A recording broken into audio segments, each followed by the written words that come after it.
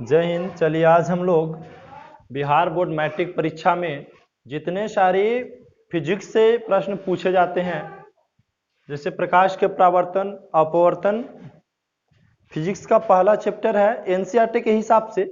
ऐसे तो भारतीय भवन या स्टूडेंट फ्रेंड्स में आप देखेंगे तो प्रकाश के परावर्तन पहला चैप्टर कर दिया और प्रकाश के अपवर्तन को दूसरा चैप्टर कर दिया। लेकिन हम लोग एनसीईआरटी के हिसाब से जितने सारे बिहार बोर्ड एग्जामिनेशन में पूछे जाते हैं ऑब्जेक्टिव क्वेश्चन, वो सभी क्वेश्चन को डिस्कस करेंगे हम लोग। तो ये जितने सारे छात्र 2022 में क्लास 10th के जितने सारे छात्र एग्जाम देने वाले हैं उनके लिए क्वेश्चन सभी वीवीआई ऑब्जेक्टिव प्रश्न को निकाला गया और बहुत सारे प्रश्न जो है एग्जाम में पूछा भी गया प्रकाश के परावर्तन और अपवर्तन चैप्टर से। तो चलिए हम लोग क्वेश्चन को स्टार्ट करते हैं और गहराई से हर क्वेश्चन को हमें देखना है। तो कह रहा है कि प्रकाश के किरणें गमन करती है। प्रकाश के जो किरणें होती है वह गमन करती है, क्या सीधी रेखा में, टेढ़ी रेखा में, किसी भी दिशा में नहीं, या इनमें से कोई नहीं। तो प्रकाश के किरणें किस रेखा में गमन करती है? प्रकाश के किरणें सीधी रेखा में गमन करती है। प्रकाश की किरणें किस रेखा में गमन करती है? सीधी रेखा में। प्रकाश जो होता है हमेशा सीधा चलता है। अच्छा, ये बात हम लोग को कैसे पता चला कि प्रकाश जो इसे सीधे चलती है? तो देखिए, हम लोग प्रकाश के परावर्तन और अपवर्तन में क्या सीखे थे कि प्रकाश के परावर्तन में कोई सतह होता है। क्या है? कोई सतह। ऑब्जेक्टिव प्रश्न है लेकिन थोड़ा सा हम लोग डिस्कस भी कर देते हैं तो ज्यादा बेटर हो जाएगा आपके लिए। तो प्रकाश जो है किसी सतह से टकरा करके पुनः दूसरे माध्यमों में, उसी माध्यम में क्या होती है? वापस लौट जाती है। प्रकाश इधर से आया और इधर लौट गया, जितना डिग्री से आएगा उतना ही डिग्री से प्रकाश लौट जाती है। इसीलिए बोला जाता है प्रकाश के परावर्तन कोण और अपवर्तन कोण आपस में क्या होती है? बराबर होती है। यह अभिलंब हो गया था।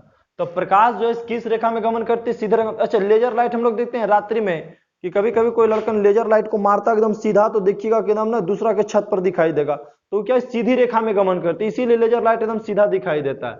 दूसरा क्वेश्चन, चलिए आगे क्वेश्चन हम लोग बढ़ते हैं। क्वेश्चन नंबर 2 है कि प्रकाश का वेग न्यूनतम, प्रकाश का जो वेग है वह न्यूनतम किस में होता है? तो निर्वात में, जल में, वायु में, कांच में। तो प्रकाश का वेग जो न्यूनतम होता है वह किस में होता है? जल में होता है। अब प्रकाश का वेग अधिकतम, मतलब प्रकाश का चाल सबसे अधिक किस में होता है? निर्वात में होता है। प्रकाश के चाल निर्वात में कितना होता है? तो 3 गुने 10 पे पावर 8 मीटर पर सेकेंड, या किलोमीटर में बोलेंगे तो 3 लाख किलोमीटर, 3 लाख किलोमीटर पर सेकेंड। प्रकाश की चाल कितना होता है निर्वात में? 3 लाख किलोमीटर पर सेकेंड। अगर मीटर पर सेकेंड में बोला जाए तो कितना बोलेंगे आप? मीटर पर सेकेंड में अगर आपसे पूछ लिया जाए तो आप क्या बोलेंगे? 3 गुने 10 पे पावर 8 मीटर पर सेकेंड बोलेंगे। चलिए अगला क्वेश्चन को हम लोग देखते हैं। क्वेश्चन नंबर 3 करा, मोटर गाड़ी के चालक के सामने कौन सा दर्पण लगा रहता है? जैसे मोटर गाड़ी, कोई कार चलाता है या बाइक चलाता है, तो बाइक चलाने वाला व्यक्ति के ठीक सामने में, ड्राइवर के सामने में कौन सा दर्पण लगा होता है? समतल दर्पण, उत्तल दर्पण, अवतल दर्पण, या अच्छा उत्तल दर्पण 2 को दे दिया है तो कोई बात नहीं है। तो कौन सा दर्पण लगा होता है? तो मोटर गाड़ी के चालक के ठीक सामने जो लगा होता है, मोटर गाड़ी के चालक के ठीक आपको सामने जो होंगे वह कौन सा दर्पण होंगे? बोलिए। मोटर गाड़ी के चालक के ठीक सामने अवतल दर्पण लगा होता है। अति उत्तल दर्पण, कौन सा दर्पण? उत्तल दर्पण लगा होता है। अच्छा, मोटर गाड़ी में ना दोनों प्रकार के दर्पण का उपयोग होता है। उत्तल दर्पण जो होता है पीछे की वस्तु को देखने के लिए, और हेडलाइट में जो होता है वह कौन सा दर्पण होता है? अवतल दर्पण होता है। हेडलाइट में अवतल दर्पण, लेकिन मोटर गाड़ी के चालक, चालक मतलब ड्राइवर, ड्राइवर के सामने कौन सा लगा रहता है? अवतल दर्पण। चालक के सामने अवतल दर्पण। हेडलाइट में, गाड़ी के हेडलाइट में कौन सा दर्पण? अवतल दर्पण लगा होता है। समतल दर्पण का उपयोग कहां होता है? चेहरा देखने के लिए। चेहरा देखने के लिए कौन सा दर्पण का उपयोग करते हैं? समतल दर्पण। अच्छा, ये गाड़ी में लगल रहता है उत्तल दर्पण, और अवतल दर्पण हेडलाइट में। इसी लोग को डॉक्टर लोग भी इसी का प्रयोग करता है। कौन सा दर्पण का उपयोग करता है? अवतल दर्पण के। किस लिए? कान, नाक, आन इत्यादि छोटे छोटे अंगों को जांच के लिए करता है। जैसे में कान में कोई चीज चला गया है तो छोटे चीज से बड़ा करके दिखने के लिए अवतल दर्पण का सहायता लेता है। अच्छा, सोलर कुकर में भी अवतल दर्पण का, सोलर कुकर में कौन सा दर्पण का? अवतल दर्पण का उपयोग होता है। तो चलिए हम लोग आगे बढ़ते हैं। क्वेश्चन नंबर नेक्स्ट में 4 में आ भी गया क्वेश्चन इसमें कि मोटर कार के हेडलाइट में किसका प्रयोग करते हैं? तो हेडलाइट में किसका प्रयोग करते हैं? अवतल दर्पण का प्रयोग करते हैं। अब आगे क्वेश्चन देखते हैं, क्वेश्चन नंबर 5। क्वेश्चन नंबर 5 में क्या कह रहा है कि समतल दर्पण द्वारा बना प्रतिबिंब कैसा होता है? समतल दर्पण द्वारा बना प्रतिबिंब कैसा होता है? तो समतल दर्पण द्वारा बना प्रतिबिंब कैसा होता है? बोलिए। काल्पनिक होता है।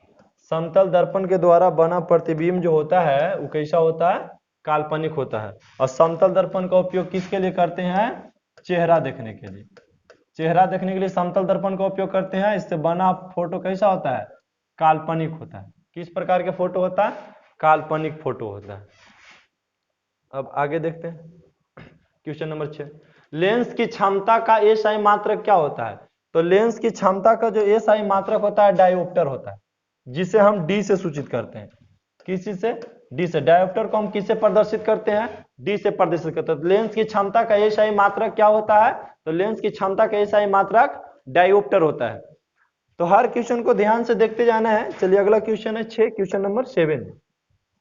क्वेश्चन नंबर 7 में क्या कह रहा है कि प्रकाश के किरणें का पथ दर्शाने वाले चित्र को क्या कहते हैं? जो प्रकाश के किरण को दर्शाता है उस पथ को हम क्या कहते हैं? किरण आरेख कहते हैं। क्या कहते हैं? किरण आरेख। किरण आरेख कहते हैं।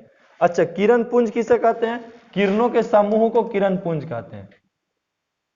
किरणों के समूह को क्या कहते हैं हम? किरण पुंज कहते हैं। चलिए अगला क्वेश्चन देखिए, क्वेश्चन नंबर 8 में क्या कह रहा है कि टू डायोप्टर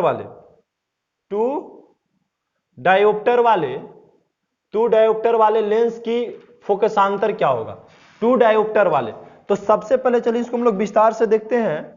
विस्तार से क्या देखते हैं इसमें हम लोग? तो विस्तार से यह देखते हैं कि लेंस की क्षमता का फार्मूला क्या होता है। लेंस का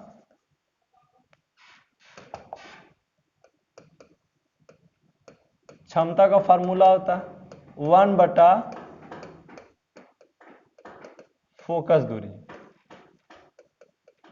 मीटर में। किस चीज में? मीटर में। अब आपको पता होना चाहिए जो फोकस दूरी होता है, इसका जो फोकस दूरी होती है उत्तल दर्पण में, इसकी फोकस दूरी उत्तल दर्पण में धनात्मक होता है। उत्तल दर्पण में धनात्मक। और अवतल दर्पण में फोकस दूरी ऋणात्मक होता है। क्या होता है? ऋणात्मक। उत्तल दर्पण का डायग्राम ऐसे बनता है और अवतल दर्पण का डायग्राम इस टाइप से बनता है। ठीक है, ये अवतल दर्पण हो गया और ये उत्तल दर्पण हो गया। तो उत्तल दर्पण जो होता है उत्तल दर्पण में दाईं की ओर, किस ओर? दाईं की ओर। इसमें किस ओर? बाईं की ओर फोकस होती है। तो वही कह रहा है कि अब देखिए लेंस के जब बनाइएगा क्षमता तो आपको ध्यान देना है कि उत्तल दर्पण में फोकस दूरी जो हमेशा होती है क्या चीज होती है? धनात्मक में होती है। अवतल दर्पण में क्या चीज में होती है? ऋणात्मक में होती है। तो आपको याद रखना है कि क्षमता को हम लोग P से भी दर्शाते हैं, तो 1 बटा F फार्मूला याद रखना। P बराबर 1 बटा F। तो देखिए हमसे क्या पूछा कि टू डायोप्टर वाले लेंस की फोकसांतर कितना होगा? कितना वाले? टू डायोप्टर वाले। तो 2D दिया हुआ बराबर 1 बटा F। अगर हम यहां गुना करेंगे तो कितना हो जाएगा? F बराबर 1 बटा 2D। 1 बटा 2D। अगर इसको हम क्या बोले सेमी में कन्वर्ट करते, ये मीटर में आ गया। इस आंसर किस चीज में आ गया? ये मीटर। अगर इसको हम सेमी में कन्वर्ट करते हैं, फोकस को मीटर सेमी में अगर कन्वर्ट करते हैं तो हमको 100 से गुना करना होगा, तो कितना हो जाएगा? 50 सेमी हो जाएगी। इसका आंसर हमारा 50 सेमी सही हो जाएगा। तो चलिए अगला क्वेश्चन को देखते हैं, क्वेश्चन नंबर 9 भी उसी प्रकार यहाँ पे दे दिया। क्वेश्चन क्या दे दिया कि एक उत्तल लेंस की फोकस 50 सेमी है। P बराबर फॉर्मूला 1 बटा F। फोकस कितना है? 50 सेमी है। तो सेमी 1 बटा 1 बोल सकते हैं। सेमी को अगर हम मीटर में बदल देते हैं डायरेक्ट, फोकस कितना दे दिया? फोकस दे दिया 50 सेमी। अगर इसको मीटर में कन्वर्ट करेंगे तो 0.5 मीटर। मीटर में कैसे? मीटर में कन्वर्ट करने के लिए हमको 100 से भागा देना होगा, 0 से 0, और इसको हम 10 से 5 में भागा दें तो 0.5 मीटर आ गया। अब हमको निकालना है पावर, लेंस की पावर निकालना है, तो 1/f। और बोला उत्तल, तो उत्तल में होता है कौन चीज? प्लस होता है। उत्तल में क्या होता है? प्लस। अवतल में क्या होता है? माइनस। उत्तल में क्या होता है? प्लस, और अवतल में क्या होता है? माइनस। तो यहाँ देखिए 1 बटा कितना? 0.5 है ना, तो 0.5 आप रख देंगे और 0.5 को 1 से भागा देंगे तो कितना आएगा? 2 आएगा। कैसे 2 आएगा से देखिए। अब देखिए 1/1 बोल सकते हैं, इसको 5 बटा कितना? 10 बोल सकते हैं। तो इसको हल करेंगे तो 1/1 गुने, ये ऊपर चल जाएगा नीचे चला गया, तो 5 दूनी 10, गुना करेंगे तो कितना हो जाएगा? 2 डायोप्टर हो जाएगा। तो चलिए अगला क्वेश्चन देखते हैं कि प्रकाश के किरणें के समूह को क्या कहते हैं? किरण पुंज कहते हैं। प्रकाश के किरणें को समूह को क्या कहते हैं? हम किरण पुंज कहते हैं। अब आगे क्वेश्चन नंबर 11 देखते हैं कि उत्तल लेंस की क्षमता क्या होती है। तो हम अभी तुरंत पढ़ें कि उत्तल लेंस की क्षमता जो होती है वो धनात्मक होती है। उत्तल लेंस की क्षमता क्या होती है? धनात्मक। अवतल लेंस की क्षमता क्या होती है? ऋणात्मक होती है। यहाँ पे बोल दिया, अगला क्वेश्चन वही है कि अवतल लेंस की क्षमता क्या होती है। तो अवतल लेंस की क्षमता जो होती है ऋणात्मक होती है। अवतल लेंस की क्षमता क्या होती है? ऋणात्मक होती है। उत्तल लेंस की क्षमता क्या होती है? धनात्मक होती है। तो चलिए हम लोग 12 क्वेश्चन को देख लिए हैं। अब क्वेश्चन नंबर हम लोग 13 में देखेंगे कि उत्तल लेंस को कहते हैं हम, उत्तल लेंस को क्या कहते हैं। चलिए और नीचे कर देते हैं क्वेश्चन को, ठीक है। हम उत्तल लेंस को क्या कहते हैं? अभिसारी लेंस या द्वितल लेंस या अपसारी लेंस, या इनमें से कोई नहीं। तो उत्तल लेंस को जो हम लोग, और क्या नाम है उत्तल लेंस का? अभिसारी। उत्तल लेंस को क्या बोलते हैं? अभिसारी बोलते हैं। आपको ध्यान रखना है, उत्तल लेंस को अभिसारी और अवतल लेंस को अपसारी। अवतल लेंस को अपसारी बोलते हैं। तो यहाँ अगला क्वेश्चन वही क्वेश्चन है कि अवतल लेंस को क्या कहते हैं। तो अवतल लेंस को हम अपसारी कहते हैं। क्या कहते हैं? अपसारी कहते हैं। चलिए क्वेश्चन नंबर 15 में है कि निम्न में से कौन सा पदार्थ लेंस बनाने के लिए प्रयुक्त नहीं किया जाता है। जब हम लेंस बनाते हैं तो लेंस बनाने के लिए हम किसका प्रयुक्त नहीं करते हैं? तो लेंस बनाने के लिए किसका प्रयोग नहीं करते हैं? देखिए जल का तो प्रयोग करते हैं, कांच का प्रयोग करते हैं, प्लास्टिक का भी प्रयोग करते हैं, लेकिन हम लेंस बनाने के लिए मिट्टी का उपयोग नहीं करते हैं। क्वेश्चन नंबर आगे 16 में, किस दर्पण में हमेशा वस्तु से छोटा प्रतिबिंब बनता है? कौन सा दर्पण में प्रतिबिंब जो बनेगा वस्तु से छोटा बनेगा? तो वस्तु से छोटा किस में बनेगा? उत्तल में बनेगा। अब वस्तु से बड़ा किस में बनेगा? अवतल में बनेगा। वस्तु से बड़ा किस में बनेगा? अवतल में बनेगा। तो यहाँ पे देखिए उत्तल में बनेगा। यहाँ पे ऑप्शन भी सही है। अब आगे क्वेश्चन है, कह रहा है कि किस दर्पण से वस्तु का बड़ा प्रतिबिंब बनता है? तो वस्तु से बड़ा प्रतिबिंब, जैसे मान लीजिए उत्तल दर्पण। देखिए उत्तल दर्पण में क्या होता है? उत्तल दर्पण में इसलिए देखिए ना, उत्तल दर्पण कहाँ लगता है? ड्राइवर के ठीक सामने लगता है, चालक के सामने। तो काहे लगाया जाता है ड्राइवर के चालक के सामने? ताकि बड़ा वस्तुएं हमें छोटे ऐनक में पता लग सके। तो उत्तल दर्पण के काम है कि वस्तु को छोटा करके दिखाई देना, जबकि अवतल दर्पण के काम क्या है कि वस्तु को बड़ा करके दिखाई देना, वस्तु को अपने से बड़ा करके दिखाई देना। तो फिर अगला क्वेश्चन नंबर 18 आगे, तो प्रकाश के परावर्तन के कितने नियम है? तो प्रकाश के परावर्तन के कितना नियम है? 2 नियम है। प्रकाश के परावर्तन के कितना नियम? 2 नियम है। जब प्रकाश के किरणें हवा से कांच में प्रवेश करती है तो वो किस ओर मुड़ती है? जब प्रकाश के किरणें हवा से कांच की ओर प्रवेश करेगी तो हवा क्या है? हवा कांच के मुताबिक क्या है? हवा में प्रकाश तेज से आएगी। जब प्रकाश तेज से आएगी और कोई माध्यम में उससे कम स्पीड वाला माध्यम में जाएगी तो अभिलंब की ओर मुड़ जाएगी। किस ओर मुड़ जाएगी? अभिलंब की ओर मुड़ जाएगी। तो जब प्रकाश की किरणें हवा से कांच में प्रवेश करेगी तो अभिलंब की ओर मुड़ जाएगी। अभिलंब की ओर मुड़ जाएगी यदि अभिलंब के निकट हो जाएगी, लेकिन यदि कांच से हवा में जैसे ही जाएगी ना तो अभिलंब से दूर हट जाएगी। क्या हो जाएगा? अभिलंब से दूर हट जाएगी। तो चलिए अगला क्वेश्चन को हम लोग देखते हैं। क्वेश्चन नंबर 20 में कि फोटोग्राफी कैमरा के अभिदृश्य होता है कौन सा? फोटोग्राफी में कौन सा दर्पण लेंस का प्रयोग? उत्तल लेंस का प्रयोग। साइड मिरर के रूप में हम लोग किसका प्रयोग करते हैं? साइड मिरर के रूप में। साइड मिरर के मतलब गाड़ी के चालक के ठीक जो सामने लगा होता है कौन सा दर्पण लगा होता है? तो उत्तल दर्पण लगा होता है। अवतल दर्पण गाड़ी के हेडलाइट में लगा होता है। तो चलिए आगे क्वेश्चन हम लोग देखते हैं। क्वेश्चन नंबर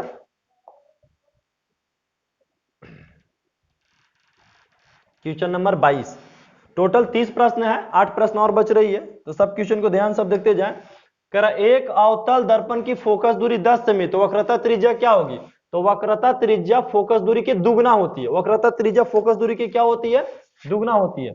एफ बराबर क्या होता है? r/2। तो देखिए इसमें क्या बोला कि फोकस दूरी कितना है? 10 सेमी, तो फोकस दूरी 10 रखते हैं, तो r बटा कितना? 2 गुना करेंगे 10 दूनी 20, r बराबर मतलब वक्रता त्रिज्या कितना पता लग गया हमको? 20 सेमी पता लग गया।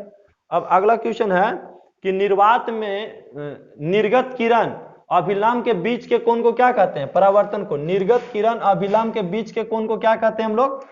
परावर्तन कोण कहते हैं। Question number 24। सरल सूक्ष्मदर्शी में किसका उपयोग होता है? कौन सा लेंस का उपयोग होता है? यह दर्पण का। तो सरल सूक्ष्मदर्शी में लेंस का प्रयोग होता है, उत्तल लेंस का प्रयोग होता है, या माइक्रोस्कोप में भी उत्तल लेंस का प्रयोग होता है। अब क्वेश्चन आगे देखते हैं, क्वेश्चन नंबर 25। किस लेंस के द्वारा सिर्फ काल्पनिक प्रतिबिंब बनता है? तो अवतल लेंस के द्वारा सिर्फ कौन सा प्रतिबिंब बनता है? काल्पनिक प्रतिबिंब बनता है। क्वेश्चन नंबर 26 को ध्यान देंगे कि प्रकाश के नियम से निर्धारित होता है। प्रकाश के नियम से निर्धारित होता है। तो आप क्या होता है? आपतन कोण बराबर परावर्तन कोण निर्धारित होता है। क्वेश्चन नंबर 27 देखेंगे कि काल्पनिक प्रतिबिंब होता है, कैसा होता है? तो काल्पनिक प्रतिबिंब होता है जो सीधा होता है, जबकि वास्तविक प्रतिबिंब जो होता है उल्टा होता है। वास्तविक प्रतिबिंब उल्टा होता है, काल्पनिक प्रतिबिंब सीधा होता है।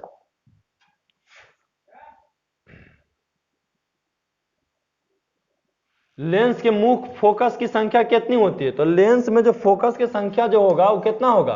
2 होगा। लेंस में फोकस की संख्या कितना होता है? 2 होता है, f1 और f2। Question number 29। Search light के प्रवर्तक सतह किसका बना होता है? अवतल के। सर्च लाइट का प्रवर्तक सतह किसका बना होता है? अवतल का बना होता है। Question number 30। दाढ़ी बनाने में कौन सा दर्पण का उपयोग करते हैं? तो दाढ़ी बनाने में तो बहुत ही इंपॉर्टेंट क्वेश्चन है, अवतल दर्पण का उपयोग करते हैं। दाढ़ी बनाने में कौन सा दर्पण का उपयोग? अवतल। समतल को चेहरा देखने के लिए, और उत्तल दर्पण को किसके लिए? Side mirror. साइड मिरर के लिए। तो चलिए और आगे क्वेश्चन है इसमें।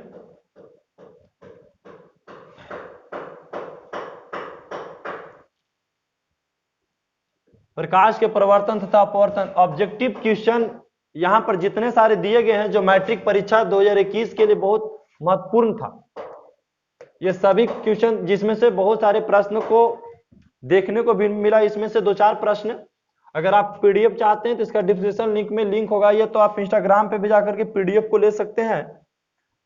तो चलिए इसी के साथ हम लोग आज की क्लास समाप्त करते हैं। तो जय हिंद। अब हम लोग मिलेंगे प्रकाश के परावर्तन के एक और वीडियो बनेगा। ये पहला वीडियो है। प्रकाश के परावर्तन और अपवर्तन में आपको कम से कम 100 क्वेश्चन का डिस्कशन कराएंगे। तो अभी हम सेट 1 में जो कराए हैं, सेट 1 में बाबू हम 30 प्रश्न का डिस्कशन कराए हैं। सेट 1 में हम कितना प्रश्न के डिस्कशन कराए हैं? सेट 1 में हम 30 प्रश्न का डिस्कशन कराए हैं। सेट 2 में हम टोटल मिलाकर के समझिए ना कि 100 क्वेश्चन का डिस्कशन आपको प्रकाश के परावर्तन और अपवर्तन से कराएंगे। तो चलिए इसी के साथ आज का क्लास हम लोग, जय हिंद, बेस्ट ऑफ लक।